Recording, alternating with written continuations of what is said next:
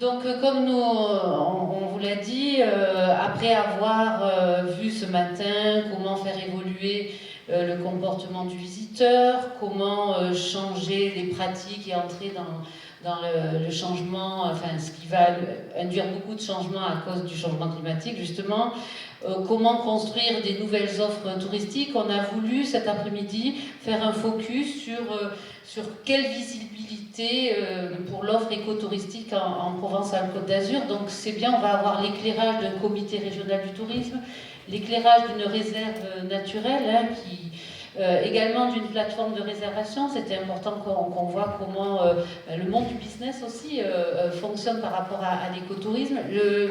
L'angle pris par un office du tourisme.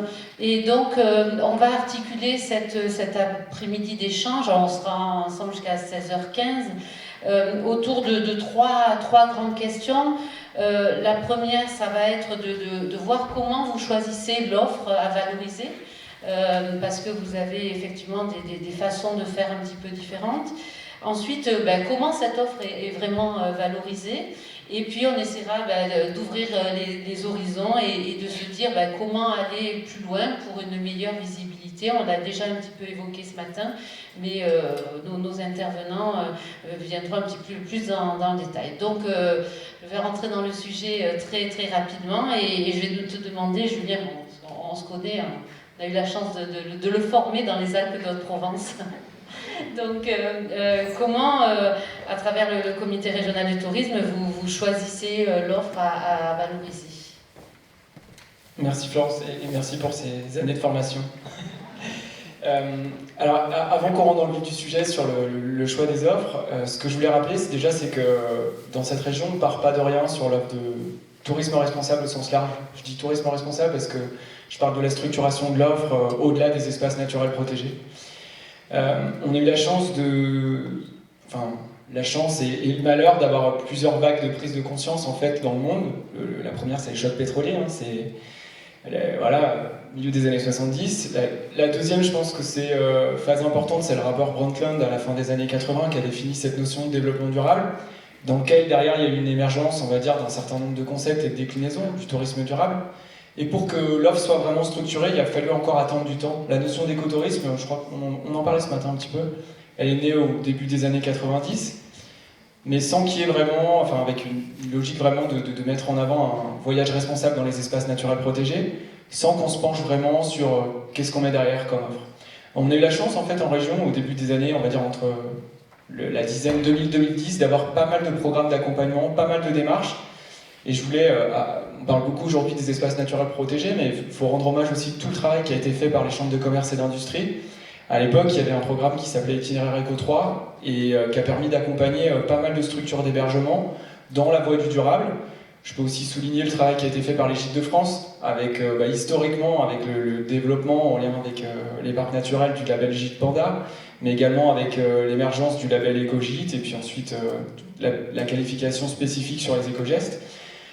Tout ça, ça nous a permis quand même d'avoir un socle d'offres qui est assez intéressant. Alors, ce qui est super aujourd'hui, c'est qu'on voit, vous l'avez rappelé ce matin, je crois que c'était, de mémoire comme ça, c'était à peu près 900, c'est ça, en service ou prestataires touristiques en tout cas, qui sont qualifiés Esprit Parc National ou Valeur Parc Naturel Régional. Et à la fin de l'année, on va dire aux alentours de 2008, quand il y a eu la crise économique, il y a eu un recul, on va dire, de cet accompagnement. Et c'est là que les parcs sont vraiment rentrés en scène, moi c'est comme ça que je le perçois en tout cas avec le recul, pour faire émerger cette offre.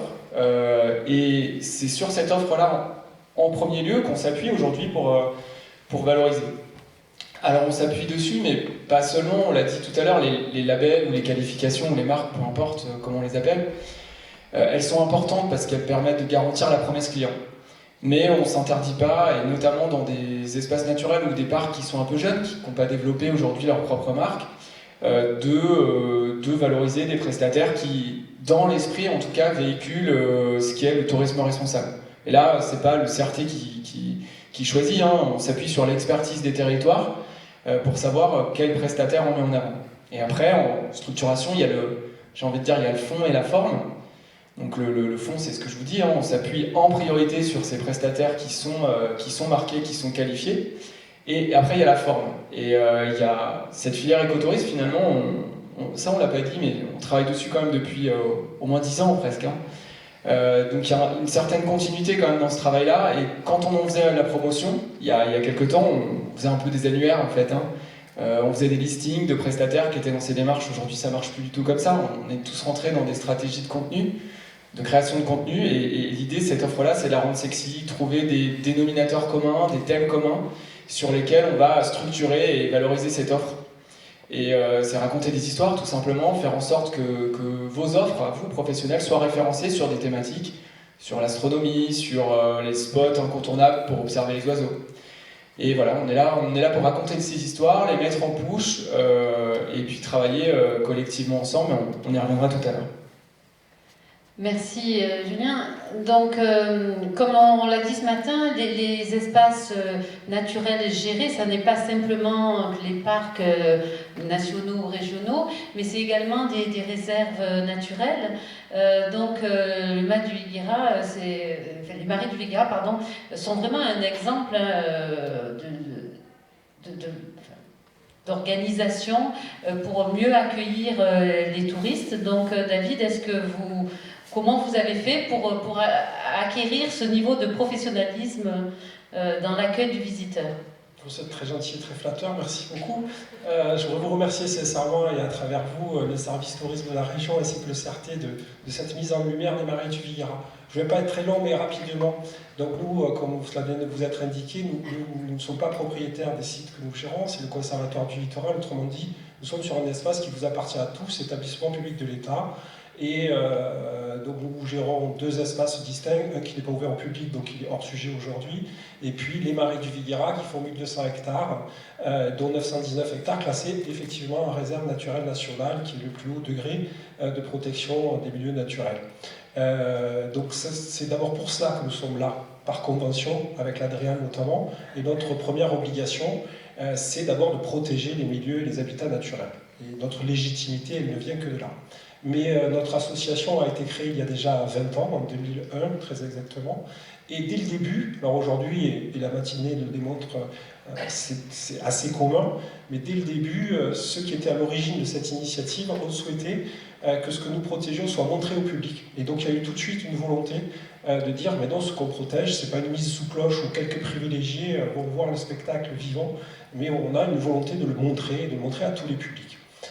Et puis, le troisième sujet qui nous anime, c'est de dire, mais en plus, on veut profiter pour avoir une politique aussi d'accompagnement vers l'emploi et de retour vers l'emploi, et donc on est aussi reconnu comme structure d'insertion par l'activité économique. Donc on a trois activités, la protection de la nature, l'accueil des publics et l'insertion sociale et professionnelle. Et sur l'accueil des publics, pendant de longues années, on a effectivement, et c'est pour ça que vous avez eu ces qualificatifs très flatteurs pour nous, on a pris de l'avance sur ce qui devient commun, c'est-à-dire un espace naturel qui s'ouvre à la découverte. Et on a atteint un record de 35 000 visiteurs. En moyenne, c'est plutôt 20 à 25 000 aujourd'hui. Et avec la sortie du Covid, on a retrouvé un niveau équivalent de la période avant Covid. On accueille des publics de différentes manières. On a à la fois des sites de découverte en sentier autonome où les gens peuvent circuler au milieu des espaces naturels, c'est une première proposition. Et puis on a des propositions via des prestataires, et notamment des visites au cœur de la réserve en calèche et des visites également en promenade à cheval. Et puis on s'appuie aussi ponctuellement sur des animations des bureaux des guides naturalistes qui viennent sur nos territoires proposer l'ensemble de ces visites. Tout ça a bon an mal an bien fonctionné pendant un certain nombre d'années parce que nous étions, et n'y voyez dans mon propos aucun jugement, c'est une réalité qui s'impose à nous, nous étions très accompagnés par les partenaires publics et les collectivités territoriales, quelles que soient. C'est aujourd'hui encore le cas, mais comme partout, il y a eu une contraction de ces crédits publics et qui aujourd'hui, ce que fait que au début, nos sentiers de découverte étaient gratuits. On pouvait librement venir et déambuler dans nos sentiers. Et puis aujourd'hui, ce modèle-là est en train de changer. La contraction des crédits publics nous amène à réfléchir aujourd'hui avec, pour les gestionnaires d'espaces naturels que nous sommes, de nouveaux termes que sont la rentabilité, le critère de performance, et qui introduit aussi donc de nouvelles logiques et qui nous oblige, et nous sommes en plein dans le cœur du sujet 20 ans après, à réinterroger nos pratiques et les formes de cet accueil du public, avec, pour rebondir sur ce que j'ai entendu ce matin, effectivement des questions sur les politiques tarifaires. C'est-à-dire que désormais, la gratuité, c'est fini. Donc jusqu'à quel niveau on va pour permettre à tous de découvrir ces espaces-là. Et puis les questions de... Aujourd'hui, nous avons des prestataires, et c'était très bien, et ça faisait vivre ces prestataires, et nous souhaitons qu'ils continuent à vivre, mais désormais, il nous faut, nous, dans une logique de rentabilité, réinternaliser ces propositions de visite, et donc proposer ce qui était délégué autrefois à des prestataires, de le réinternaliser avec de nouvelles propositions d'offres et de reconstruire. Et là aussi, donc, on répond, bon, ça c'est anecdotique, mais au programme Leader pour avoir le financement d'un guide naturaliste désormais qui va être chez nous et ne plus s'appuyer sur nos partenaires. C'est-à-dire qu'aujourd'hui, on a cette évolution où mon prédécesseur Jean-Laurent Lucchesi, qui est vraiment à l'initiative de cette 30 ans d'histoire des Marais du Vigra, disait « Moi, j'assure des missions de service public. Et je suis financé par les partenaires, quels qu'ils soient, l'État jusqu'à la commune, en passant par la région et le département, pour assurer ces missions de service public. » Aujourd'hui, le modèle, malheureusement, et ça s'impose à nous, est en train d'évoluer, et donc on a de plus en plus une évolution vers l'entrepreneuriat. Et c'est pour ça que on peut choisir les termes que nous voulons, mais nous, et je salue Caroline Meffre qui est dans la salle et qui est la responsable du pôle d'accueil des publics et qui a construit cette politique depuis une vingtaine d'années, aujourd'hui ça nous amène à d'autres logiques. Nous, on ne sait pas si on fait de l'écotourisme, on ne sait pas si on fait du tourisme vert, on ne sait pas si on fait du tourisme nature ou du tourisme ornithologique, et à la limite, ce n'est pas de problème. Nous voulons accueillir des publics. Et tous les publics, que ce soit des petits-enfants dans des volontés d'éducation à l'environnement, ou des familles qui ont du temps à passer et qui veulent découvrir le milieu naturel qui les intéresse. Donc l'écotourisme, pour nous, ce n'est pas le sujet en soi, c'est comment, dans un milieu à haute valeur environnementale, nous accueillons tous ces publics, et qu'est-ce que nous avons à leur proposer. Et je m'avais arrêté là pour laisser poursuivre le débat. Mais du coup, la question qui se pose, c'est l'équilibre entre le qualitatif et le quantitatif. C'est-à-dire que tant que vous êtes accompagné financièrement, le qualitatif, vous allez toujours le rechercher. Mais à un moment donné, par les faits, vous êtes obligé aussi de devenir au quantitatif. Et j'entendais, et c'est à juste titre, certains sites qui se plaignent de ne pas avoir suffisamment, qui se plaignent d'avoir trop de public. Nous, on aimerait augmenter considérablement le nombre de notre fréquentation. Après, la difficulté, c'est qu'au Marais du Vigra, on ne vient pas par hasard, on n'est pas sur une route de passage. C'est-à-dire que nous, le public qui vient, il vient volontairement. C'est-à-dire qu'il fait la démarche de venir parce que c'est un cul-de-sac et que donc il n'ira nulle part après. C'est après nous, c'est un étang, et donc il n'ira nulle part après. Donc on vient déjà avec un public qui choisit de venir chez nous et qui ne vient pas par hasard. Mais comment aujourd'hui on arrive à avoir un public suffisamment nombreux pour tout simplement avoir des ressources propres qui augmentent, tout en conservant la qualité. Donc on n'est pas très inquiet puisque des études ont été faites sur notre site qui font qu'on estime à jusqu'à 100 000 le nombre de visiteurs potentiels pouvant être accueillis sur une année. Je vous rassure, on est à 20-25 000. Mais on sait très bien que ce seuil ne nous permet pas d'équilibre et que ne nous aide pas aussi à faire le reste de nos activités. Et donc il faut qu'on ait, et j'y reviendrai peut-être dans la suite de la conversation, d'autres produits qui soient un peu plus quantitatifs et d'autres offres, et en tout cas de réinternaliser chacune de ces offres. Donc voilà les questions qui se posent 20 ans après, c'est-à-dire qu'on est en permanence en train de réinterroger notre modèle. Il n'y a pas un modèle qui assure une pérennité d'activité et qui permet un équilibre financier d'une gestion qui concilie à la fois la protection de la nature qui est nécessairement coûteuse, parce que là c'est des buteurs étoilés que nous accueillons, ils ne payent pas un droit de redevance pour être chez nous. On en a 29 sur 150 en France, donc ça nous permet à certains d'être qualifiés de chapelle Sixtine de la biodiversité. C'est pas ma parole à moi, c'est celle de Roger Estève, ancien délégué régional du Conservatoire du Littoral et aujourd'hui président de la commission de biodiversité de la CNPN. Mais ce qui montre la qualité donc, des milieux que nous gérons, qui comme en Camargue sont tous artificiels, c'est-à-dire qu'on ne peut pas laisser faire la nature uniquement. En Camargue, c'est la main de l'homme qui construit à travers les niveaux d'eau, à travers les pâturages, la nature que nous produisons et que nous voulons montrer. Mais on est dans cette bascule, et c'est ça qui est intéressant aujourd'hui, c'est on n'est pas un modèle qui était vraiment un modèle, encore une fois, qui n'est pas la réalité, mais d'une mission de service public, à un modèle de plus en plus entrepreneurial et économique. Merci, vous avez abordé beaucoup de notions et peut-être que vous allez vous retourner vers Mélanie, puisque Mélanie propose une solution de commercialisation, notamment pour les hébergements, mais enfin des hébergements engagés. Donc Mélanie, comment vous arrivez à choisir votre offre et est-ce que vous pouvez être un pourvoyeur de clients pour le Marais du Vigra, par exemple ? Alors oui, bonjour à tous et merci aussi de l'invitation. Je pense que c'est un bel exemple justement pour cet événement d'apporter aussi des solutions concrètes et privées comme la mienne. J'ai créé Va Ouvert il y a 4 ans maintenant, tout simplement parce que j'étais face à un constat. J'ai plutôt été grande voyageuse à l'autre bout du monde et au bout d'un moment, je me suis rendu compte que le seul pays que je connaissais pas, c'était le mien. Et qu'au final, on fait quand même partie même le plus beau pays du monde, qui a cette force d'avoir une unicité de culture et d'histoire tellement riche qu'au final, je pense qu'en une vie de voyage, on pourrait tout découvrir en France. Et ce qui me manquait, c'était d'avoir un site internet qui permettait, en toute transparence et en toute sécurité, choisir mes idées de séjour, de lieux d'hébergement, en fonction de leur implication à la protection de leur environnement. C'est presque un peu en fait philosophique le pourquoi j'ai fait Va Ouvert, parce que je me suis rendu compte qu'à l'autre bout du monde, quand je voyageais dans des pays en développement, je me rendais compte que c'était des pays qui avaient très peu de moyens, qui étaient qui avaient vraiment le nez dans le caca, je suis désolée, mais de la consommation de masse qu'on pouvait avoir, nous, pays en pleine croissance. Et au final, on sent que c'est les habitants qui prenaient vraiment sous le bras, pour amour de leur terre, cette envie de participer activement à la préservation de leur environnement. Et de là, je me suis dit, mais en fait, c'est ça qui nous manque aussi en France, c'est ça qui me manque pour avoir envie aussi de visiter, de découvrir mon pays, c'était de sélectionner des hébergements qui, en mettant en place de vraies initiatives pour l'environnement, on sait qu'ils sont gérés par des ambassadeurs, des passionnés, des amoureux de leur territoire, et que du coup, allait se dérouler derrière toute la création de liens, l'immersion même, l'expérience immersive de la culture qu'on va visiter.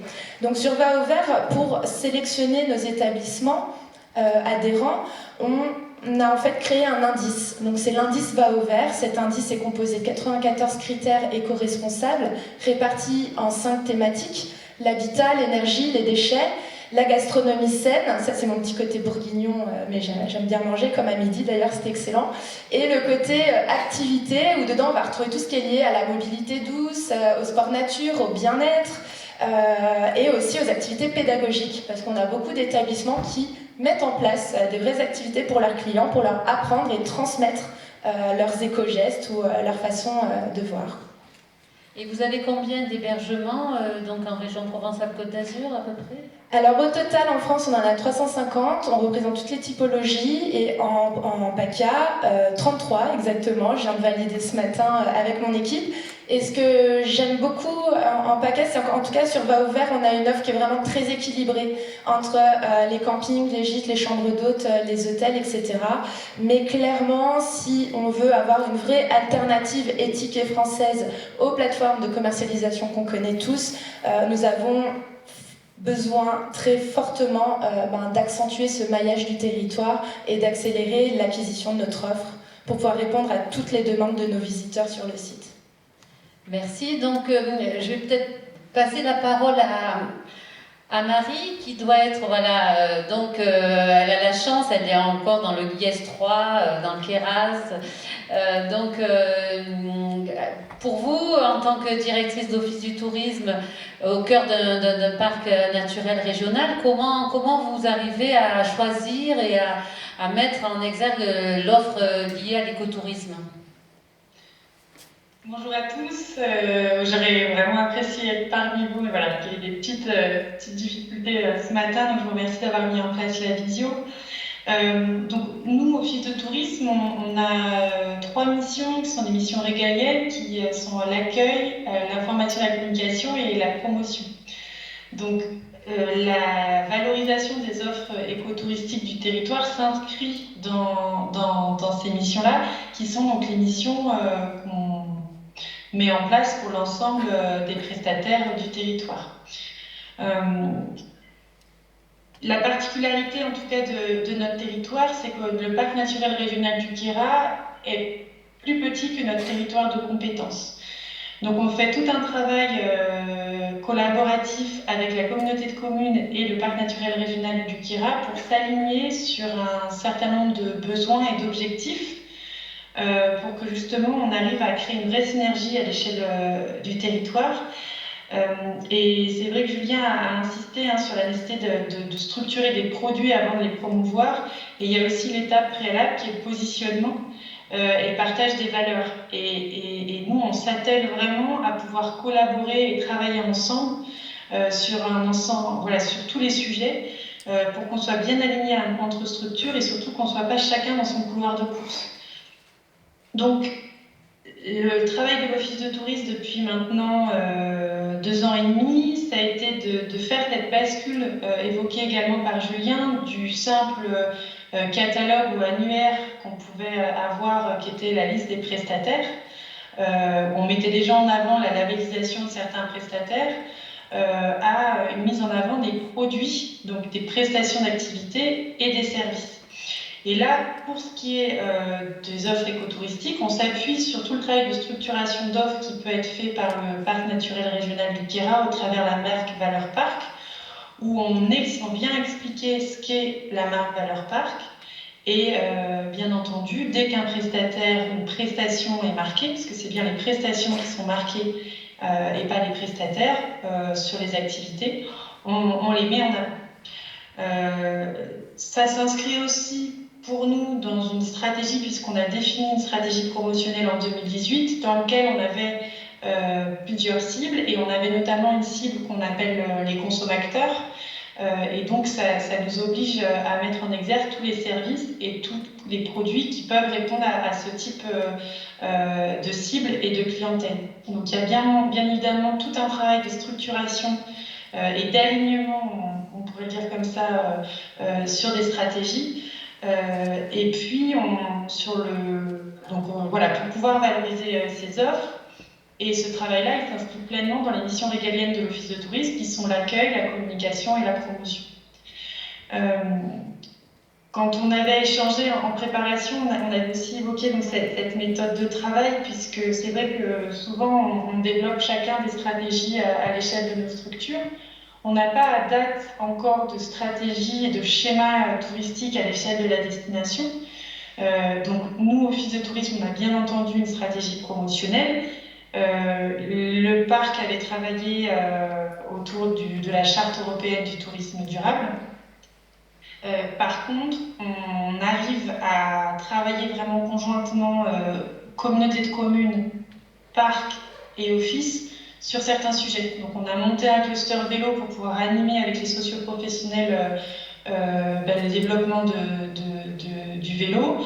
On le fait aussi sur le ski de rando, et toujours avec la question de la structuration de l'offre, de l'accueil, de la promotion, et aussi de la durabilité touristique. Donc, comment on doit sensibiliser nos clientèles aux enjeux environnementaux qui sont mis en exergue par le parc.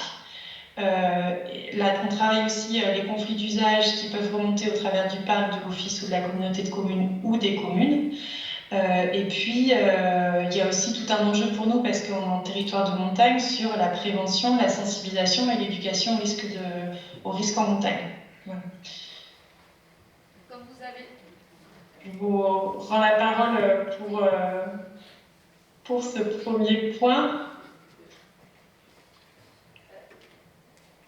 Comme vous avez la parole, peut-être regardez-la. Et donc aujourd'hui, comment vous arrivez à valoriser cette offre? Est-ce que vous m'entendez? Alors oui, excusez-moi. Gardez la parole, Marie, puisque comment vous arrivez donc à valoriser cette offre aujourd'hui? Comment ça se passe à l'échelle d'un office du tourisme qui, j'ai bien compris, travaille vraiment en partenariat à l'échelle de la destination? Alors ça passe par plusieurs points. Donc là, si on prend le point de la promotion, puisqu'on a cette cible des ateliers consommateurs, on arrive à le mettre en avant au travers de stratégies de promotion.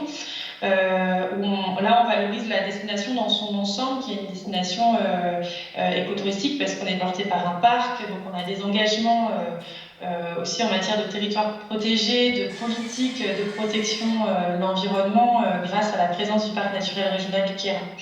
Ensuite, sur nos missions d'accueil, on a fait un gros travail, donc on a recensé l'intégralité des prestations qu'il y avait sur notre territoire. Et ces prestations, on les valorise au travers de notre site internet et au travers aussi d'une brochure qui s'appelle Nos expériences, sur lequel on met en avant toutes les expériences, donc toutes les prestations touristiques qui sont réservables sur le territoire, soit au travers de l'office, puisqu'on a aussi une fonction de commercialisation, soit au travers du prestataire en direct. Et donc là, dès que la prestation est marquée Valeur Parc, on appose le logo et on a des encarts dans l'ensemble de nos brochures qui viennent expliquer ce qu'est la marque Valeur Parc et donc quels sont les engagements pris en matière de valeur par les prestations. Et puis après, on se retrouve aussi au travers de notre brochure, on a mis en place un magazine de destination qui est plutôt un outil de fidélisation au travers de portraits de femmes et d'hommes de notre territoire. Donc on comprend ce qu'est le territoire au travers des portraits. Et là, on a mis en place donc, une rubrique qui s'appelle la Valeur Parc en partage, sur lequel on vient présenter des portraits d'hommes et de femmes qui sont en lien direct avec le parc. Donc ça peut être par exemple un écologue qui vient étudier le lagopède alpin, puisque le parc fait des suivis de cette espèce, ou un prestataire qui a été marqué. Ce qui est important pour nous, c'est qu'on ne travaille pas le parc comme une rubrique. Tout ce qui est mis en avant en matière d'offres écotouristiques, c'est en fil rouge sur l'ensemble de nos supports et de la manière dont on va venir expliquer et raconter le territoire. Donc on ne va pas retrouver, là on est en refonte de site internet, donc le site actuel ne fonctionne pas comme ça, mais le prochain fonctionnera comme ça. On n'aura pas une rubrique parc naturel régional dans laquelle on viendra caser l'intégralité des éléments écotouristiques.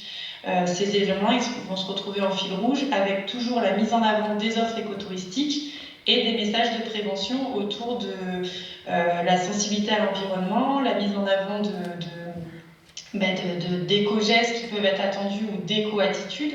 Si je reprends l'exemple du ski de rando, il y a des zones qui ont été équipées de cordelettes par le parc naturel régional pour que ce soit des zones qui soient évitées par les skieurs parce qu'il y a du tétralyre ou voilà, il y a des espèces qui peuvent être vulnérables en hiver. Donc pour nous, la notion d'offre écotouristique, elle peut être effectivement au travers d'un produit, mais elle peut être aussi au travers la manière dont on va, entre guillemets, désolé pour le mot, mais consommer le territoire avec une attitude aussi attendue de la part des vacanciers, puisqu'ils sont sur un territoire protégé. Donc il y a aussi des gestes, on travaille aussi autour de BD pour expliquer les gestes et les attitudes attendues de la part de nos touristes. Donc on est vraiment sur un travail de fil rouge entre valorisation et sensibilisation, puisque l'offre écotouristique, elle existe effectivement au travers du produit, donc la structuration de l'offre, mais si derrière on a des attitudes de vacanciers ou de touristes qui ne sont pas en adéquation avec les attitudes nécessaires au bon équilibre et à la bonne cohabitation d'économie ou d'éléments de préservation, on ne sera pas non plus dans une offre écotouristique. Voilà, il y a vraiment cet aller-retour nécessaire entre nous, territoire, et personnes accueillies. Et est-ce que vous avez pu... Et on joue un peu ce rôle de passeur au sein de l'office entre les enjeux du territoire et les personnes accueillies. Et est-ce que vous avez pu mesurer un petit peu les résultats de cette politique? Sur quels critères? Non, en termes de chiffre d'affaires, par exemple, est-ce que vous avez des chiffres à nous donner? Alors au niveau donc, de l'accueil touristique, là c'est comme toutes les destinations, on a augmenté fortement la fréquentation sur les 2 dernières années, même sur cette année, on est sur une augmentation de 4% de la fréquentation, ce qui est importante par rapport au fait qu'on était déjà sur une année record en 2020. Et ce qui est certain, c'est qu'aussi le chiffre d'affaires de la centrale de réservation a augmenté entre 2019 et 2020, on a fait plus 19%, et cette année, on vient d'enregistrer plus 6% au niveau de la centrale de réservation. Voilà, au niveau du chiffre d'affaires sur le territoire généré. Donc là, on est sur toute activité confondue, mais on n'a pas de mesure proprement parlée au niveau de l'écotourisme. Mais par contre, ça vient réinterroger la manière dont on structure notre observatoire touristique, puisqu'on décide de s'engager effectivement sur un tourisme durable. Et actuellement, on se rend compte que la majorité des offices de tourisme structurent leur observatoire uniquement sur des critères de fréquentation. Voilà, on va commencer à réinterroger les critères et les indicateurs qu'on souhaite mettre en œuvre pour intégrer d'autres critères que les seuls critères de fréquentation. Donc on espère pouvoir intégrer des critères aussi de durabilité sur le territoire. Merci Marie, restez en ligne, hein, je reviendrai vers vous tout à l'heure. Donc Julien, au niveau du comité régional du tourisme, comment vous valorisez cette offre? Je sais que vous avez un site qui fonctionne très bien, donc tu peux nous en dire un petit peu plus? Merci Florence, je voulais juste rebondir sur un point qui vient d'être évoqué par Marie.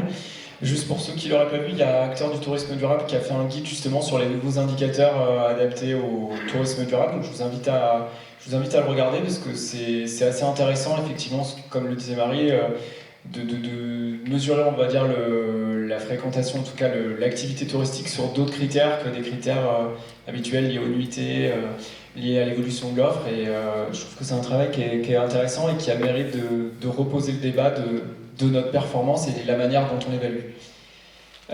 Sur la partie valorisation maintenant, c'est vrai que nous on ne fait pas de commercialisation, en tant que certains, en tout cas pas de commercialisation directe. On est plutôt là sur l'accompagnement de structures qui commercialisent. Mais sur les logiques, on va dire ce qu'on appelle nous B2C en langage marketing, donc vraiment grand public, on a monté des comités éditoriaux. Donc l'idée c'est de fonctionner comme un média en fait sur notre site qui est le site provence-alpes-côte-d'azur.com, sur lequel on a une page d'atterrissage en l'occurrence plutôt dédiée à l'écotourisme qui renvoie en fait sur la page espace naturel de notre site. Et là on s'est mis autour de la table en fait. Il y a quelques années, on avait déjà eu un site dédié, mais l'époque, on va dire, des sites dédiés pour chaque thématique, chaque filière est révolue, parce que c'est beaucoup d'énergie, se pose la question du référencement. Aujourd'hui, on travaille complètement différemment. On a un site global au niveau de la région, un site touristique sur lequel on a des approches par filière, mais qui sont intégrées à un seul et même univers, un seul et même écosystème. Et sur la partie écotourisme, voilà, on a monté des comités éditoriaux avec les espaces naturels protégés. Donc on a un travail de relais très précieux pour nous qui est fait par le réseau des parcs naturels régionaux auprès des 9 PNR. On a également, sur les PN, on travaille en direct, même si les écrins a tendance, on va dire historiquement, à faire le rôle de relais auprès des parcs nationaux. J'en remercie Pierrick, Navizet d'ailleurs. Comme je remercie d'ailleurs Laure et Gwenaël pour le travail du réseau des parcs. Et ensuite, on s'appuie beaucoup sur la RBE, donc l'Agence régionale pour la biodiversité et l'environnement, notamment le travail de Marjorie, qui fait le relais auprès des autres espaces naturels protégés. Parce qu'on a eu tendance aussi, quand on faisait ce travail de promotion, à parler uniquement des parcs, mais il y a aussi pas mal d'initiatives, des choses intéressantes qui sont sur les autres espaces naturels protégés. Je souligne d'ailleurs le travail de Sarah Lepellet au CRT qui coordonne toute cette partie-là éditoriale et qui fait un gros travail de structuration. Donc à partir de là, on choisit des sujets. Alors on fait des sujets sur des idées de séjour transversales entre les parcs ou des idées de séjour au sein d'un parc, mais également des sujets thématiques comme j'en parlais tout à l'heure. Voilà, on fait émerger un peu tout ça. Aujourd'hui, il y a une quarantaine de contenus qui sont abrités, puis on continue à valoriser, et c'est là aussi où il faut que je souligne le travail qui est fait par les agences départementales de développement touristique et puis la Fédération régionale des offices de tourisme, où là, il y a un travail de fond qui est fait aussi sur la mise à jour des informations et la qualification de l'information dans Happyday, qui est notre système d'information touristique partagé, et sur lequel on s'efforce, on va dire, de bien qualifier les bons labels, de bien qualifier les informations, et d'avoir des descriptifs qui sont intéressants et qui donnent envie aux visiteurs de réserver les prestations. Alors au-delà de cette communication grand public, sur lequel vous avez aussi, vous avez vu tout à l'heure le film Vitrine qu'on a fait, donc collectivement pour valoriser, en tout cas partager une vision commune de l'écotourisme. On a tout un travail de fond qui est fait sur les logiques de sensibilisation des médias et également des tours opérateurs et agences de voyage. Donc cette partie-là, je vais vite la balayer parce que le secteur a été pas mal à l'arrêt avec la crise sanitaire. Mais en tout cas, on a eu l'habitude, au cours des dernières années, de faire des éductours en région, mais également d'aller démarcher à l'étranger, plutôt sur des marchés européens de proximité, ou même en France, pour faire connaître cette offre, montrer qu'elle existe et montrer qu'elle est attractive, et sortir un peu des clichés. Penser parfois que certains pensent que c'est une offre qui est adaptée au baba-cool, ou au contraire qui est plutôt élitiste. Et c'est leur montrer que justement, cette offre écotouristique, elle touche un peu tout type de prestations, qu'elle est assez riche, et que finalement, ça peut répondre on va dire, à l'intérêt de beaucoup de personnes. Et sur la partie média, on fait évoluer nos outils. Nous, on a un dossier de presse qui marche très bien, qui s'appelle le Quad 9, sur lequel chaque année on met en avant les nouveautés de la région. C'est un dossier qui marche très bien et qui suscite beaucoup de retombées médiatiques. Et on voit bien que la part des sujets qui touchent à l'écotourisme qui sont dans ce dossier-là est en croissance chaque année. Donc voilà, on est sur une double approche, une approche de promotion, de valorisation en B2C et une approche plutôt B2B qui est le cœur de métier historique, on va dire, du CRT. Et c'est vrai que nous, en tant qu'agence de développement à l'échelle départementale, on a repris beaucoup de vos méthodes de travail, notamment dans le cadre des descriptifs sur Rapidae et par exemple les Alpes d'Haute-Provence. On est en train de travailler sur le territoire de l'UNESCO Géoparc pour arriver à qualifier une offre en itinérance sur les 3 territoires dans ces Alpes d'Haute-Provence. Et donc, on fait la même chose que vous, on a repris vos méthodes de travail, et donc c'est vrai que c'est très productif, et on n'a pas à réinventer l'eau chaude, et on reprend ce que vous avez fait, donc merci pour ça aussi. Merci. Et donc David, vous, au niveau de la réserve naturelle, comment ça se passe pour donc valoriser votre offre, comment vous communiquez en fait? La grande évolution là, qui va survenir, c'est qu'on va de plus en plus passer vers la digitalisation d'un certain nombre de propositions, parce que ça correspond au mode de fonctionnement de nos visiteurs ou des touristes en général, quels qu'ils soient. Et donc on est en partenariat avec une société qui va nous permettre désormais, même si ça paraît tardif de le faire, aussi maintenant, mais de la vente en ligne à travers un site internet.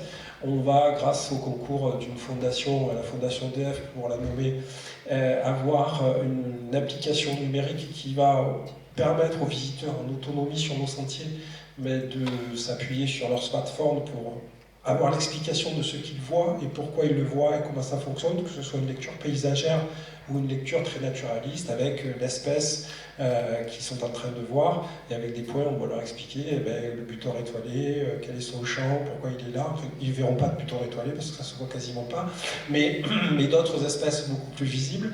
Donc on passe aujourd'hui effectivement vers cette digitalisation, vers cette numérisation de la proposition, de la communication, et donc une évolution vers une communication qui est beaucoup moins papier. C'est-à-dire qu'avant, on avait des flyers qu'on essayait de distribuer dans les commerces, dans tous les lieux de visite, puisque je ne l'ai pas dit, mais nous sommes sur la commune d'Arles. Donc la commune d'Arles est un produit touristique en tant que tel, plutôt culturel et patrimonial, paradoxalement peu environnemental, ce qui fait que tous les visiteurs qui viennent à Arles ne savent pas qu'ils sont dans une ville porte de 2 parcs naturels régionaux, celui de Camargue et celui des Alpilles, et on ne peut pas dire que de ce point de vue, c'est le problème des trop riches, entre guillemets, si je me permets cette expression, c'est-à-dire que, étant donné qu'il y a un public qui est là de toute façon, avec les rencontres de la photo, avec les festivals ceci, avec etc., avec la qualité des offres culturelles qui sont proposées, les milieux naturels, c'est pas l'appétence première des offices de tourisme local. Donc il faut que nous, on arrive à convaincre aussi ces partenaires-là qu'on a des produits qui permettent de compléter, puisque le séjour sur Arles, c'est au mieux une journée et demie. Donc on fait le tour de la ville en une journée finalement, et que si on veut que le visiteur demeure, le vrai sujet c'est de faire séjourner pour un vrai séjour plus long, en s'appuyant sur l'offre culturelle et patrimoniale, mais aussi sur notre forme de patrimoine que constitue le patrimoine naturel. Alors, on passe aussi par des choses beaucoup plus simples, c'est-à-dire qu'on étend nos sentiers pour que le temps de visite soit plus long. Et puis, encore une fois, comme je l'ai indiqué tout à l'heure, on va réinternaliser un certain nombre de propositions, ça on n'y est pas encore, mais avoir la capacité, puisque notre forme, on est un site très longitudinal, pour ceux qui nous connaissent, on est cerné par 2 canaux, qui nous permettent d'ailleurs d'alimenter les marais, mais qui est très étendu sur une douzaine de kilomètres, ce qui veut dire que notre point d'accueil, où on accueille le public jusqu'à la réserve, vous avez encore 5 km à faire. Ça a l'air de rien, mais c'est 5 km de mobilité. Vous ne pouvez pas imaginer 30 secondes, si on parle d'écotourisme, amener 20 personnes en voiture chacune au cœur de la réserve, chacun avec son véhicule. Donc il faut aussi se poser la question des mobilités, quel type d'outils autrement dit de moyens de locomotion, nous utilisons pour transporter nos visiteurs de l'accueil au cœur du sujet, vers nos observatoires et vers les milieux naturels que nous avons à montrer. Et puis, encore une fois, aussi réfléchir à des produits plus grand public. C'est-à-dire que, pour résumer, on réfléchit à 3 propositions de visite. Des gens qui viennent passer un bon moment, mais qui n'ont pas envie forcément qu'on leur explique ce qu'ils voient, qui ont envie simplement de respirer la nature, et ça c'est le produit sentier. Ensuite on a des gens qui eux ont une appétence naturaliste, qui veulent comprendre le milieu tel qu'il fonctionne, savoir comment cette espèce, pourquoi elle est là, comment elle hiberne, pourquoi elle repart, où elle va, où elle revient, etc. Donc qui ont vraiment des besoins, et c'est ce qu'on appelle des visites naturalistes, où là on prend 3-4 heures avec quelqu'un qui est capable de raconter cette histoire-là, pas simplement l'explication scientifique, mais aussi de mettre en histoire la découverte de ces milieux naturels. Donc ça, c'est pour les gens qui ont le plus d'appétence. Et puis, vous avez le grand public qui, lui, a à la fois pas forcément envie de se promener, qui n'a pas forcément envie qu'on lui explique, mais qui a envie de passer un bon moment. Et il faut aussi travailler à une offre plus grand public de visite au cœur de la réserve, mais avec un moyen de locomotion qui soit plus conséquent. Donc c'est sur cette stratégie-là que nous travaillons. C'est très facile à énoncer, c'est beaucoup plus complexe à mettre en œuvre. Et ensuite, il faut savoir, voilà, on est situé encore une fois en Camargue, et on n'est pas les seuls, et tant mieux d'ailleurs, à offrir des propositions, que ce soit des structures privées ou publiques. Et on a besoin de se distinguer les uns des autres.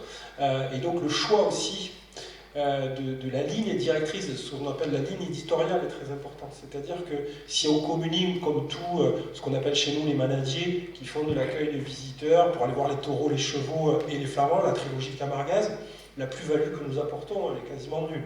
Donc quelle est la ligne directrice qui va nous permettre à nous de dire mais c'est au Marais du Vigira, parmi toutes les propositions que j'ai en Camargue, que je dois aller pour avoir ce que je recherche dans ce domaine-là. Donc c'est aussi ce choix.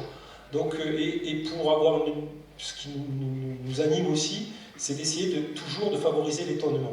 C'est-à-dire que l'axe que nous voulons prendre, c'est-à-dire que le visiteur, quel qu'il soit, il reparte avec une modification de ses a priori, y compris lorsqu'il est sachant sur les milieux naturels. C'est-à-dire qu'on arrive à l'accompagner encore à être étonné du spectacle que nous pouvons proposer. Donc c'est saisir des moments particuliers. Et nous, on rentrait dans la période de l'hibernation des grues. Depuis 4-5 ans, on a des milliers d'individus de grues qui viennent séjourner dans nos marais. Ben, les grues, vous ne les voyez pas en journée classique. Les grues, vous les voyez au lever du soleil ou au coucher du soleil. Ça veut dire qu'il faut s'adapter aussi, d'avoir une visite à proposer au moment du lever du soleil. Donc l'hiver, c'est un peu plus tard que d'habitude. Mais si c'est l'été, c'est aussi à ce moment-là que ça se passe, ou au coucher du soleil. Et donc être en décalage d'une horaire classique de 8h, 18h, je ferme, je m'en vais, merci beaucoup. C'est très facile à énoncer, mais après ça suppose les conditions de travail des personnes qui vous accompagnent pour le faire. C'est pas aussi simple. Donc voilà, ce qui est intéressant, c'est qu'on est dans cette recherche permanente où le temps gagné de cette ouverture au public depuis plus de 20 ans nous amène à nous embrancher parfois et à être pas loin de la catastrophe et de se casser la figure, mais aussi à rebondir et à imaginer d'autres propositions. Et là, la formule que nous essayons de privilégier aujourd'hui, c'est une formule qui essaye d'être à la fois dans la volonté de nos contemporains, c'est-à-dire de ce retour à la nature, il ne faut pas exagérer non plus quand même, parce que voilà, beaucoup de communication là-dessus, mais la réalité reste encore à démontrer, mais c'est un autre débat, mais ce retour à la nature, mais avec les outils contemporains. Voilà, donc c'est comment concilier tout en ayant, encore une fois, parce que pour nous, c'est pour ça que tout à l'heure j'étais peut-être un peu brutal sur qu'on ne fait pas d'écotourisme, c'est-à-dire que nous, on est un milieu à haute valeur environnementale. Et que si nous compromettons cette richesse-là, on nous dira merci beaucoup, c'est pas vous qu'il faut comme gestionnaire, parce que vous comprenez la réalité. Donc on est obligé d'avoir une offre qualitative de ce point de vue, mais encore une fois, j'insiste, le qualitatif, parfois, doit être équilibré aussi par le quantitatif, sinon on n'arrive pas à vivre de notre activité de découverte. Merci. Oui, c'est très marquant ce que vous dites dans l'équilibre quantitatif-qualitatif et vous êtes quand même l'exemple de l'agilité et à l'échelle d'une association. Donc vraiment bravo parce que il faut le dire. Donc Mélanie, pour vous, en tant que plateforme de réservation, comment vous arrivez à valoriser l'éclectisme de ces offres et comment vous les mettez en avant ? Alors c'est vrai qu'on est en fait le point de rencontre entre une offre engagée à préserver son environnement professionnel du tourisme et un grand public plus ou moins sensible à cette question-là. En tout cas, sur notre site internet, donc c'est un peu comme notre vitrine générale, nous, en termes de données et d'indicateurs de fréquentation, on a vu que la période qu'on vient de passer a clairement accentué l'intérêt des visiteurs, des touristes en tout cas, à s'interroger et à se renseigner sur ce type de tourisme. On est actuellement entre 400 et 500 personnes qui visitent notre site tous les jours. Notre homepage, donc la page principale, il faut savoir que c'est que 20% de nos voyageurs en fait qui passent par le vaouvert.fr, et tout l'intérêt de la stratégie, c'est ce qu'évoquait Julien, c'est la création de contenu. L'idée, c'est de réfléchir à des stratégies entonnoirs, créer des pages d'atterrissage où on va aller malaxer, qualifier notre offre pour créer vraiment une expérience thématique, même émotionnelle, inspirante au final pour répondre aux demandes. Et c'est vrai que pour le moment, on n'a pas la puissance de communication des grands qu'on connaît, et donc tout l'enjeu, c'est d'arriver de plus en plus haut dans ces pages de recherche sur Internet. Donc ça, c'est un des points principaux de distribution et de mise en visibilité de notre offre. Et on a profité de cette période un peu de creux, on va dire, d'activité pour justement aller déployer les distributions affinitaires de notre offre. Donc on a mis en œuvre des vraies stratégies. Donc c'est aussi, ça c'est un point sur lequel j'aimerais appuyer, mais chacun, on le sent, si vous êtes ici aussi, c'est que vous imprégnez, je dirais, de ces enjeux. Vous êtes passionné de votre territoire, mais c'est aussi sur chacun d'entre nous en fait, que repose la responsabilité de faire changer l'écosystème dans lequel on travaille actuellement. Pour vous donner un exemple, nous on travaille en force avec des grands partenaires. Alors on sélectionne, ça c'est dans notre charte interne aussi, parce qu'on est entreprise de l'économie sociale et solidaire, donc on choisit aussi nos partenaires. Un exemple, on a déployé là tout ce qui est en fait les cartes cadeaux multi-enseignes. Donc on a les toquer aux portes auprès des gros qu'on connaît tous, Cadeos, etc. Et en fait on a travaillé avec eux pour qu'ils puissent commencer à faire une sorte de filtre supplémentaire sur les marques engagées et françaises.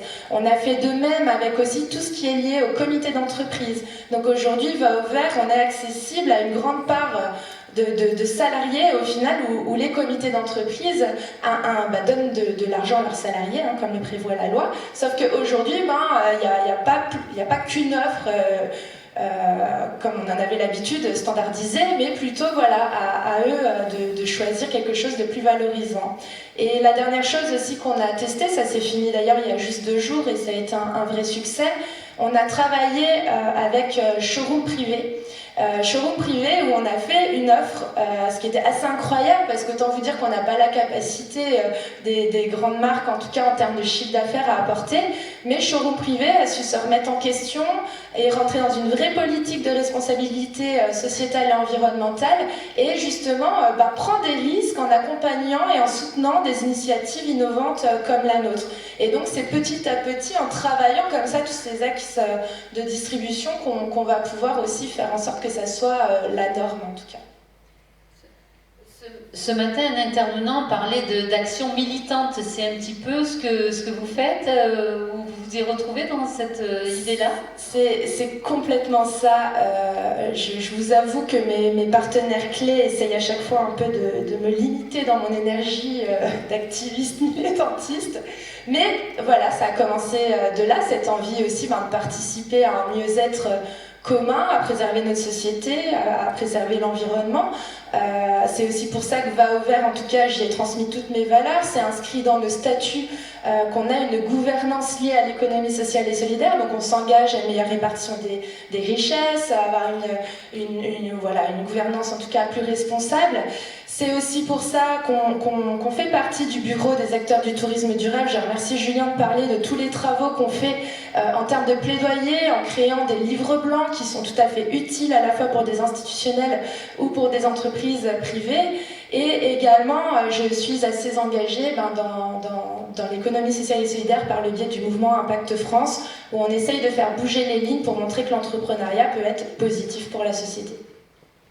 Et donc, vous voyez comment l'avenir pour une meilleure visibilité de cette offre, enfin voilà, quand vous vous projetez à 10 ans, comment ça se passe? Quand je me projette, je suis très très optimiste et même un peu utopiste, donc si je vous emmène dans mes rêves, c'est génial. Par contre, on est face à la réalité.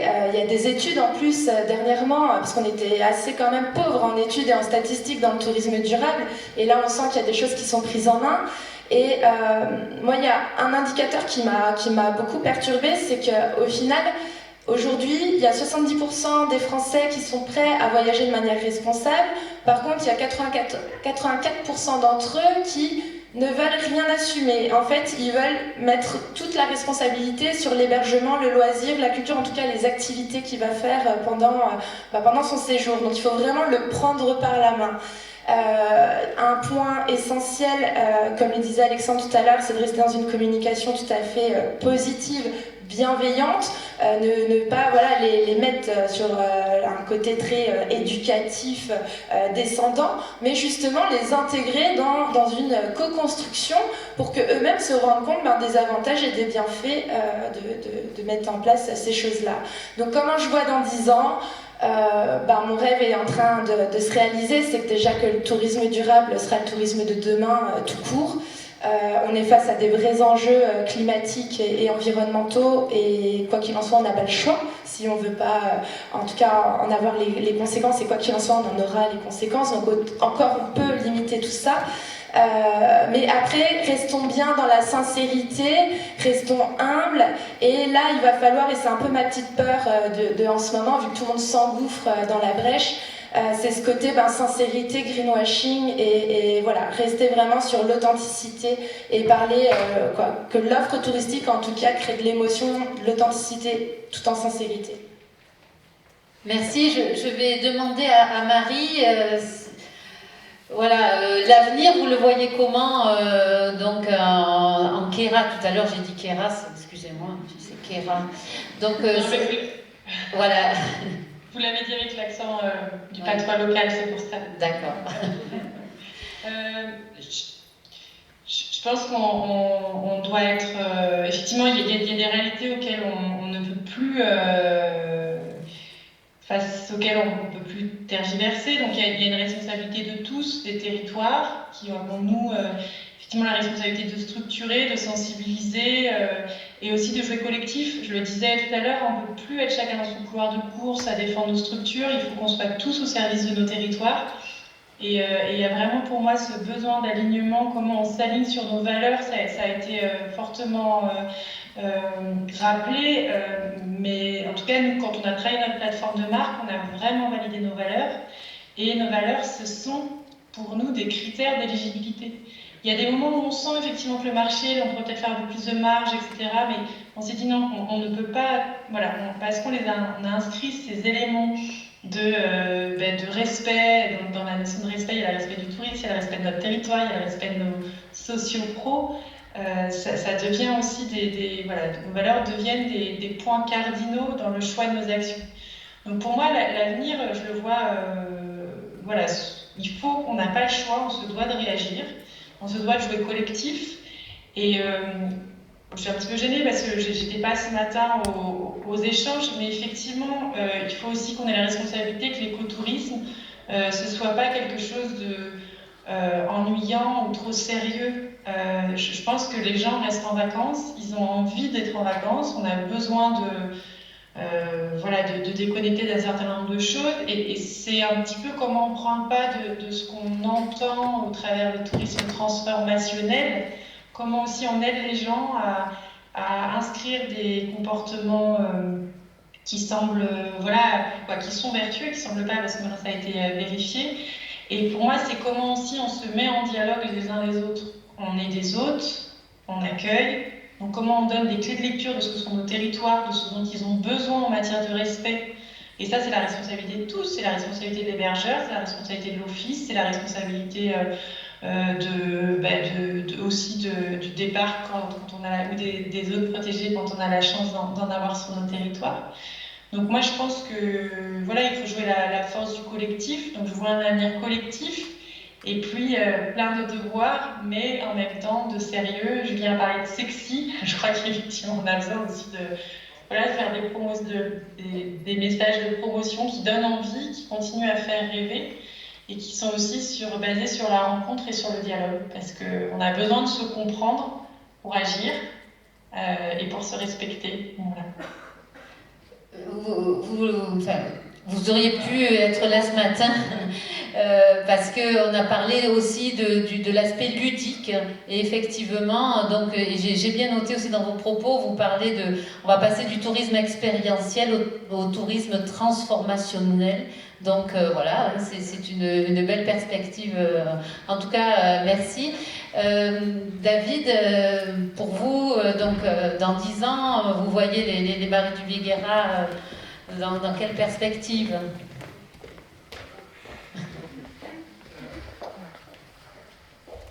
Oui. Écoutez, nous je vais vous répondre, hein, mais nous, on est liés avec les services. Si vous voulez, c'est qu'on gère un espace naturel où on est très dépendant des services de l'État et des services de l'État qui gèrent la protection de la nature. Et le paradoxe aujourd'hui, c'est qu'au sein de ces services, il y a un État, mais vous connaissez tous encore le cloisonnement des esprits au sein des services de l'État, ce qui fait que eux, l'accueil des publics que nous faisons, ne les intéresse mais alors pas du tout. Et même, excusez-moi cette vulgarité, ils s'en foutent comme de leur première chemise. Donc on peut leur dire, mais nous on fait de l'éducation à l'environnement, on peut... Non, c'est pas ça du tout. Vous, les résultats qu'on vous demande, et le jugement de votre présence qui va permettre un renouvellement ou pas de la convention de gestion de la réserve naturelle ne se fait que sur des critères stricto sensus naturalistes. C'est légitime, on est là pour ça, mais du coup, toute la politique qui a été introduite depuis 20 ans, cet interlocuteur-là qui détermine notre légitimité à être présent, ne l'intéresse pas du tout. Donc il faut d'abord répondre à cet aspect-là, et donc si on y répond bien, c'est le cas, on espère être là encore effectivement dans 10 ans. Moi, je suis Madame Irma, je suis incapable de vous dire ce que nous serons dans 10 ans. Par contre, une préoccupation très immédiate, parce que ça vient d'être rappelé, nous sommes un site, on se croit très important, mais on ne fait que 1200 hectares sur les 110 000 hectares du parc naturel régional de Camargue.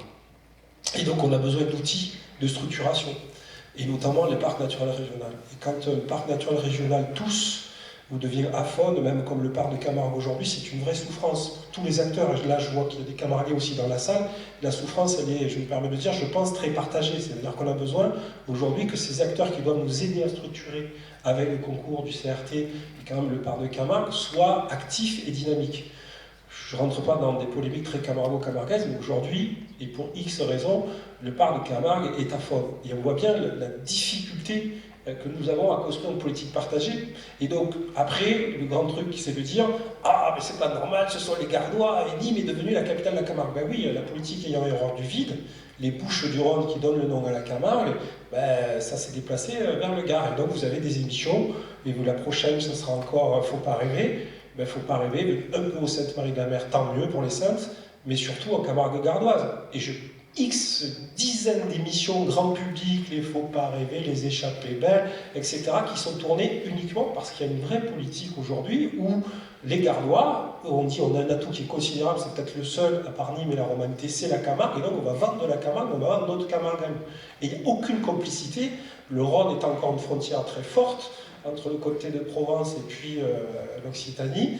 Voilà, on a encore de l'autre côté la citadelle de Beaucaire et l'autre côté Tarascon, et on se tape dessus comme des idiots, c'est le cas de le dire, au lieu de fédérer une offre touristique. Donc ce que j'espère, c'est qu'on va devenir intelligent sur ce territoire-là, et que dans 10 ans, effectivement, le visiteur qui vient soit de l'étranger, j'espère qu'ils reviendront, soit de l'ouest de la France, du nord, peu importe, qui lui s'en fout de savoir s'il est dans le Gard, il vient en Camargue.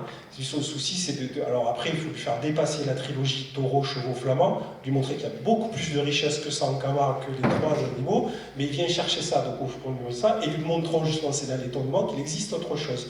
Mais pour ça, il faut qu'on soit fédéré, ça vient d'être dit dans le Kéra, et tout le monde, et on manque aujourd'hui sur notre territoire, me semble-t-il, de cette fédération, parce qu'on a un outil qui devrait être là pour ça, qui n'est pas que pour ça, mais qui devrait être là pour ça, qui est aujourd'hui. Et donc, du coup, on se tourne beaucoup vers le comité régional du tourisme, vers la région elle-même pour nous aider à structurer. Mais la région est grande, elle a d'autres espaces, on a vu la richesse grâce au film que vous venez de réaliser, et il est normal que la région ne soit pas focalisée Camargo-Camargue.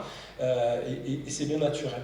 Et on est un peu dans cette difficulté-là, c'est-à-dire qu'on est aujourd'hui tombé du coup dans le règne du chacun pour soi, et on devient nous de plus en plus, et nous les premiers, de plus en plus autonomes, c'est-à-dire que on essaie de se débrouiller par nous-mêmes, et effectivement je ne suis pas sûr que ce soit la condition de la réussite, de se débrouiller toujours tout seul, et que si on ne rentre pas dans un réseau, si on ne fédère pas les énergies, et que, alors je vais dire une stupidité à l'instant, mais je me suis longtemps interrogé, alors il y en a de moins en moins, mais pourquoi les magasins de chaussures étaient tous les uns à côté des autres? Et un jour, je lui avais posé la question, j'ai dit, comment vous faites pour venir? Il me dit, mais oui, parce que s'il ne vient pas chez mon voisin, il va venir chez moi. S'il doit faire 200 km pour aller voir notre magasin de chaussures, ben là, la Camargue, elle est une. Et que si on va chez nos collègues des Saintes, nécessairement, les gens ont plus de chances, s'ils sont au Saintes, de venir chez nous. S'ils ne viennent pas en Camargue en général, ils ne viendront de toute façon pas chez nous. Donc, ne soyons pas jaloux des uns et des autres, essayons de fédérer. Et ça, aujourd'hui, c'est la plus grande difficulté. Et à mon avis, le pas que nous avons à franchir, c'est d'avoir une Camargue biogéographique depuis Aigues-Mortes, côté gare, jusqu'aux portes de Fos-sur-Mer, côté Bouches-du-Rhône, où on ait un vrai produit touristique et qui soit construit et partagé. Et on rentre là dans des soucis administrativo-politiques sur lesquels je ne me prononcerai pas, où les limites administratives sont encore des limites de conscience, où travailler ensemble, voilà, je reprends cette image, c'est revenir au temps des comtés où on s'opposait les uns aux autres. Voilà, je pense que l'étape à franchir dans les années à venir, c'est cette fédération en Camargue, où on ait un outil produit Camargue qui soit beaucoup mieux valorisé et qui permette effectivement, alors qu'on est une marque connue internationalement, mais qui aujourd'hui est très frustrante et où chacun, aujourd'hui, c'est un peu sauf qui peut et chacun pour soi. J'exagère un peu, je caricature, parce qu'il y a aussi de belles choses qui se font en Camargue, mais voilà, on est un peu dans cette étape-là qui est extrêmement préoccupante pour nous. Tous les acteurs du tourisme, je ne parle pas que des Marais du Vigan, mais pour tous les acteurs du tourisme en Camargue, c'est vraiment cette difficulté dans laquelle nous sommes plongés. Merci. Heureusement que je ne vous ai pas donné la parole en dernier parce que vous alliez plomber un petit peu le... Donc, vous avez parlé de marque. Je vais à nouveau repasser la parole à Julien. C'est vrai qu'on a la chance dans cette région d'avoir 3 marques monde. Donc toi, comment tu vois cette visibilité là, à 10 ans de cette offre écotouristique? Comment tu le vois? Déjà, il y a un premier chantier, on pense souvent au chantier qu'il faut mener demain, mais le premier chantier, c'est de conforter ce qu'on a mis en place. Et ça, on l'oublie, mais finalement, pour maintenir tout ce qu'on a mis en place, ça demande de l'énergie. Je pense qu'il faut continuer à créer du contenu attractif, continuer à travailler collectif, parce que ce qui fait aussi que ça marche bien, c'est qu'aujourd'hui, sur cette filière, c'est qu'il y a une certaine continuité, il y a un travail collectif depuis plusieurs années. Donc je pense que ça, on a une stabilité politique, ça en fait partie. Cette stabilité politique, elle va nous permettre aussi de continuer dans la voie qui a été mise en place. Voilà, on a un travail vraiment fort, pour nous, qui est important en synergie avec le service tourisme, et ça c'est super. Christine est là, mais Laurent aussi, et c'est sincère, c'est pas parce que c'est notre organisme de tutelle. Vraiment, on bosse main dans la main, et c'est très agréable, et je sais que ça se passe pas comme ça dans toutes les régions ou dans toutes les collectivités, mais en tout cas bien s'entendre avec son organisme de tutelle, c'est très précieux. Techniquement, tant qu'on a ça, je pense qu'on peut y arriver. Il faut, sur les contenus, c'est vrai on est allé sur différentes thématiques, on continue à travailler le référencement pour faire en sorte que vous, professionnels, on puisse vous trouver par votre engagement, on va dire, écotouristique. Mais on a aussi un autre chantier qui est important pour la suite, c'est celui finalement de valoriser des sites qui sont un peu plus secondaires. On en a parlé tout à l'heure, c'est-à-dire faire évoluer un peu l'image, sortir un peu de nos phares, pas aller voir tout le temps les mêmes sites, voilà, mais tout en ayant quand même un regard très attentif aux conséquences de la promotion qu'on peut mettre en place. C'est-à-dire qu'il ne s'agit pas de déplacer les problèmes, mais voilà, il faut jouer sur la saisonnalité, il faut jouer sur la diversité, parce qu'on a quand même la chance exceptionnelle d'avoir une région qui offre vraiment un panel de sites assez grand. Voilà, la suite on la voit un peu comme ça. Je pense qu'il faut aussi qu'on reste très attentif dans notre communication, dans la valorisation, à canaliser certaines pratiques qui sont en croissance. Ça a été dit ce matin, mais je pense notamment à la partie entre guillemets van life. Cet été et l'été d'avant, on a vu beaucoup de gens réappliquer en van, mais aussi l'essor du bivouac, qui se fait pas d'ailleurs toujours dans des zones de bivouac autorisées. Donc là, il faut aussi qu'on puisse aiguiller, qu'on puisse aussi travailler avec ces opérateurs. Et nous, on croit que même si on a nos propres médias, nos propres canaux de communication, il faut aussi travailler avec les gros. C'est pour ça aussi qu'on a initié cette expérimentation avec Waze, parce qu'on pense que les visiteurs passent par ces applications pour se déplacer sur nos territoires, pour réserver. Il faut trouver un mode de fonctionnement intelligent, il ne faut pas travailler qu'avec eux, bien sûr, mais il faut y arriver. Avec Google aussi, il va falloir qu'on y arrive. Il n'est pas normal que des personnes, on en discutait avec le parc des Calanques il y a encore quelques temps, pas normal que des gens se retrouvent sur des routes sur lesquelles ils ne devraient jamais être en véhicule. Donc il faut qu'on trouve des moyens, continuer un travail de lobby et de faire en sorte vraiment que cette valorisation soit au service de la promotion de vos offres, mais au service également de la canalisation de cette fréquentation sur nos territoires. Merci. On a quelques minutes d'avance sur l'horaire prévu, alors je vous propose de vous donner la parole. S'il y a des questions aux intervenants ou quelques réactions, c'est avec plaisir qu'on vous cède la parole.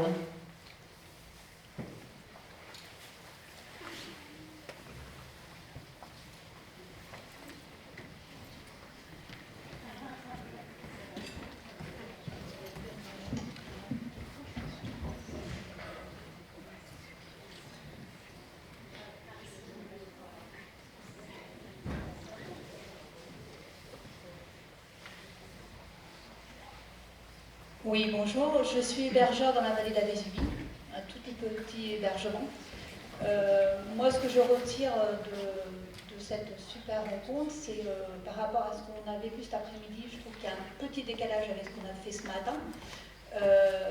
En tout cas, moi, quand je parle d'écotourisme, c'est plus pour moi du tourisme responsable et je pense qu'on doit être des garde-fous parce que je vis en montagne, donc sur des lieux quand même privilégiés. Qui ont un territoire qui est limité, qui ne pourra pas s'agrandir avec un flux. Et je pense qu'en tant qu'intervenant à tous les niveaux que ce soit, qu'on soit une petite structure, une chambre d'hôte, 2 personnes qui viennent régulièrement, c'est tout.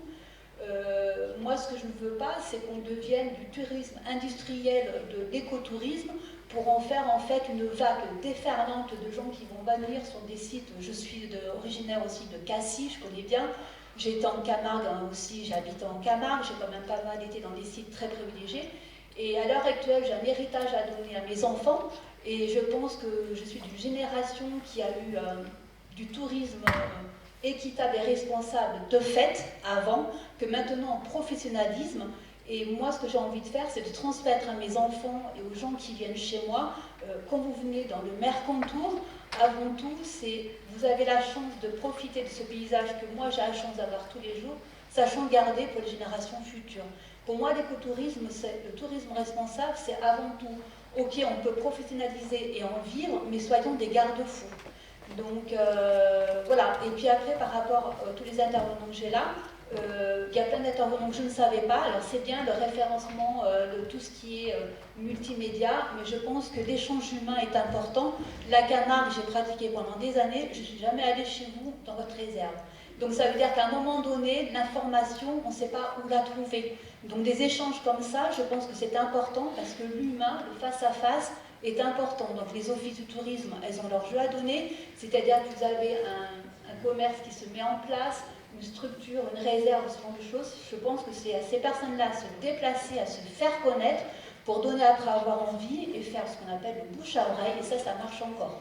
Parce que je suis vraiment désolée de ne pas être allée dans votre réserve, sachant que je ne la connaissais pas. Ça n'est que partie remise, hein. Vous avez encore... Voilà. Mais moi je pense qu'on est des garde-fous et il faut quand même que dans notre tourisme durable, on préserve nos lieux. Merci de votre réaction.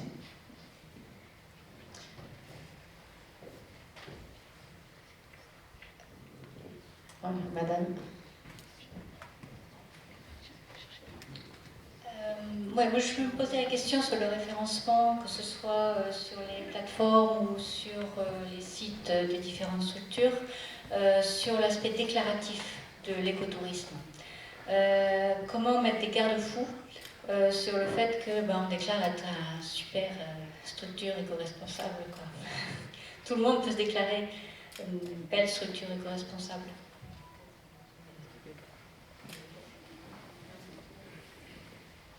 Je suis bien d'accord avec vous, c'est ce que je disais tout à l'heure, avec cette peur là, de l'accélération de notre micro-niche, qui était le tourisme durable avant Covid.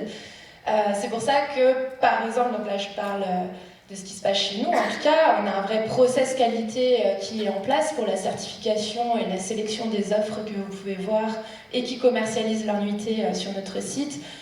Pour vous donner rapidement le parcours, déjà, donc il y a deux façons, soit ceux qui viennent en spontané, parce que justement on est invité comme dans des événements ici, donc du coup on a connaissance de ce qu'on fait et on se rapproche de nous, ou alors c'est nous, par des recherches déjà sur internet, on sait tous maintenant qu'en tout cas il y a des vitrines de sites internet personnels ou les réseaux sociaux qui fonctionnent beaucoup dans le tourisme. Ensuite, on va contacter le gérant de l'établissement, on va provoquer un entretien qui dure environ entre une demi-heure et 1 heure, à savoir que mes commerciaux, donc mes référents de tourisme durable, sont diplômés de tourisme durable de grandes écoles, donc c'est des vrais techniciens. Avec eux, en fait, lors de cet entretien, on va les accompagner à remplir notre grille des 94 critères. Certains des critères sont plus pondérés que d'autres, tout simplement en fonction de l'impact positif et aussi de la facilité de mise en place et le coût aussi que ça représente pour le professionnel. Tout ce qui est fortement pondéré, on va demander des justificatifs pour vérifier que c'est bien vrai.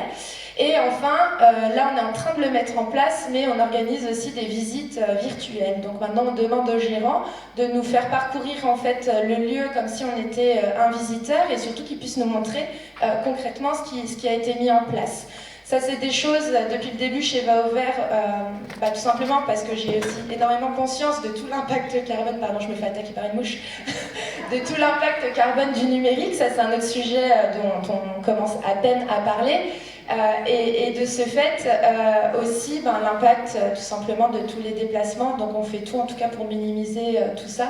Et maintenant on a des outils et on a pu les tester par obligation avec le Covid, mais justement qui nous permettent d'accélérer cette certification et d'être sûr. Et enfin, contractuellement, dans nos contrats, c'est écrit que si on se rend compte tout simplement qu'il n'y a pas eu de bonne foi sur ce qui a été vérifié ou annoncé, on peut tout simplement les enlever du catalogue. Et là, la prochaine démarche qui va avec notre voie de développement pour l'année prochaine, qui est en plus de l'enrichissement de notre offre hébergement par les loisirs, restaurants et points d'intérêt, il y a aussi le fait qu'on va intégrer justement notre voyageur à compléter en tout cas la certification en nous indiquant ce qu'il a ressenti en étant sur les lieux. Donc en fait on le rend aussi acteur de tout ce circuit de certification. J'espère avoir répondu à votre demande. Oui, France. Comment ? Merci, c'est gentil.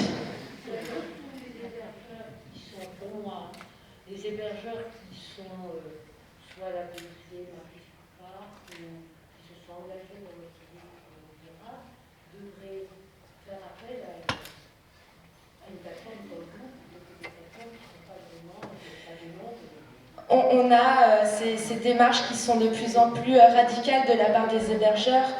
Moi, j'ai construit Va au Vert justement en m'entourant d'hébergements pour répondre. Et c'est pour ça aussi qu'on essaye d'apporter un business model qui est plus éthique à leur côté. On est là aussi dans l'accompagnement, on leur apporte de l'information. Par exemple, nous on les gère en communauté, on va les sélectionner une fois par mois un produit hôtelier alternatif et français pour juste qu'ils aient connaissance de toutes ces innovations en fait qui sont en train d'arriver et qui sont présentes. Donc c'est vraiment ça en fait qu'on essaye de créer. Après ça va être dur, on parle par exemple, juste pour citer Booking par exemple, mais ça fait plus de 15 ans qu'ils existent, ils ont une force improbable, ils ont complètement changé tout le marché du tourisme, etc. Mais ça fait 15 ans et c'est pour ça qu'ils ont cette force-là. Nous on est hyper jeunes dans tout ça, on a 3 ans.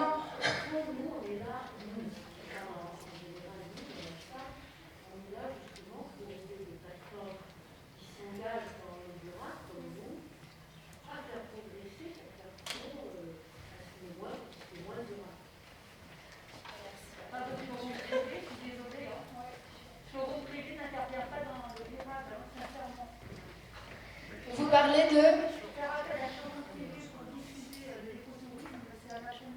Oui, alors après, showroom privé, il faut savoir quand même qu'ils ont mis une politique RSE en place depuis longtemps. C'est une entreprise qui est Bicorp, donc ils sont vraiment très engagés. Ils sont 100% français, ils parlent plutôt aussi au côté provincial plutôt que parisien, c'est pour ça que j'ai pas appris d'autres. Mais en tout cas, voilà, il faut aussi encourager les grands à changer. Et il faut petit à petit en fait que ça se structure dans ce sens. Mais je ne peux pas non plus faire un stop total sur des axes de distribution qui sont aujourd'hui standards dans le tourisme. En tout cas, moi, je me dois un retour d'investissement auprès de mes adhérents. Certes, je fais énormément de choses pour faire avancer le message au niveau plaidoyer, au niveau politique européen-français par mes différentes adhésions militantes, mais il y a quand même cette promesse qui est la commercialisation qui est derrière. Et également, par exemple, un autre exemple, hein, je défends mon petit projet.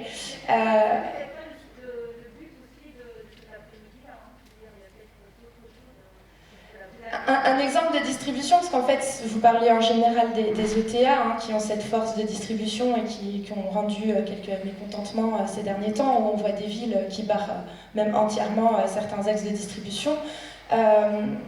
On est signataire de la charte de la FNHPA, tout simplement parce qu'on s'est aussi engagé dans une éthique de marketing et de commercialisation. Un des points que personne ne vérifie quand il choisit une plateforme de distribution, c'est le fait que nous, on n'achète pas les noms de domaine des établissements.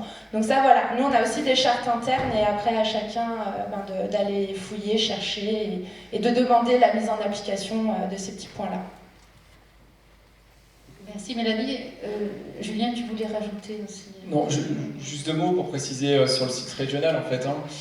Juste vous dire que nous forcément on garantit quelque part dans ce qu'on promeut sur la partie écotouristique l'engagement, puisqu'on s'appuie vraiment sur nos partenaires et sur l'expertise en fait des espaces naturels protégés pour sélectionner les prestataires qu'on met en avant.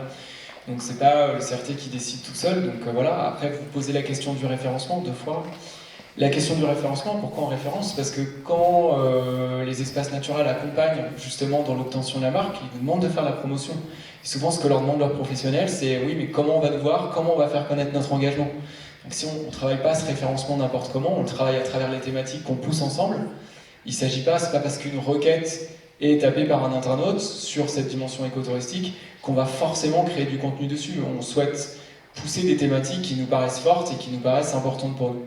Donc voilà, il faut aussi que cette offre, on la fasse connaître, mais il s'agit en aucun cas, en tout cas, de l'industrialiser à tout prix. Et voilà, c'est comme ça en tout cas aujourd'hui qu'on travaille. Et nos comités éditoriaux sont finalement la garantie de la véracité de cette offre. Merci Julien. Écoutez, tout d'abord, je voulais évidemment remercier chaleureusement vous les intervenants pour la qualité de vos interventions et puis surtout l'émotion que vous avez aussi fait partager à la salle. C'est toujours important de parler, de savoir d'où on parle et vous l'avez vraiment très bien fait. Donc merci à vous, merci aussi à Marie qui doit être restée chez elle.